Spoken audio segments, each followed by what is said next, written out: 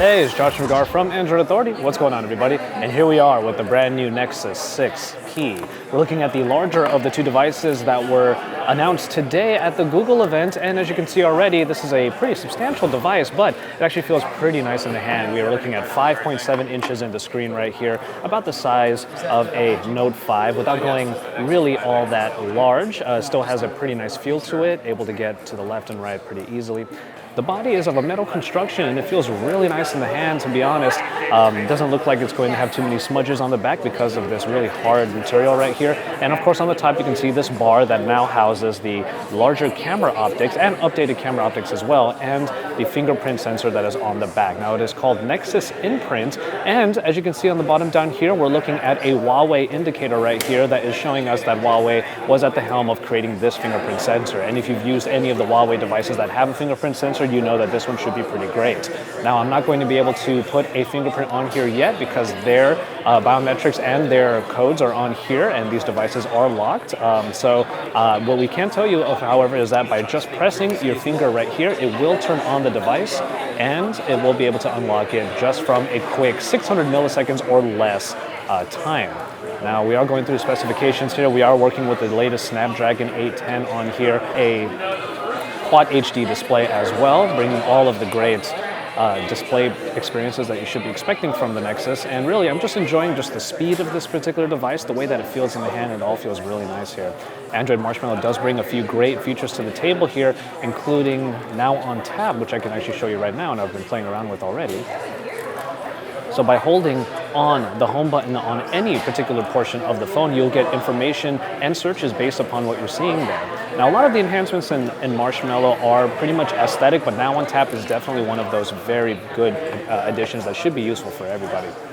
Android Marshmallow also includes the ability to have your frequented apps here at the top, and also the app drawer is of a vertical scroll, which will allow you to go alphabetically using the side right here, and we think that it's pretty nice, especially if you have your most used apps here up top, and the search bar is, of course, available.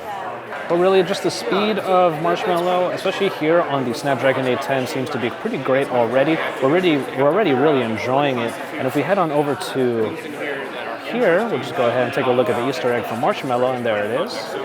3 gigabytes of RAM will give everything that's needed for multitasking.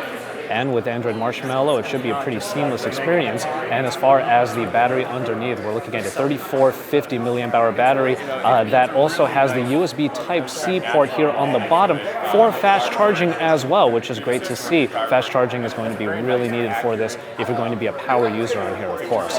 32, 64, and 128 gigabyte storage options are what should be available. There is no micro SD card slot, unfortunately, but at least the storage options are going to be pretty good for the general user. Now, taking a look at just the app here, we are going to put this camera through its paces and see if the camera is up to snuff with the rest of the Android iterations available right now. If we go into the settings, we will find right there 12.2 megapixels is what we're working with here. At a 4:3 ratio, going back down to 16:9 will make it 8.3. And for the video, you do have UHD 4K.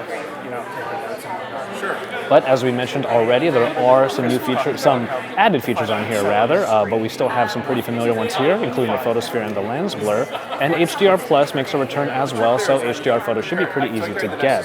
Swiping over, we go to the video mode, and that UHD 4K is available as well.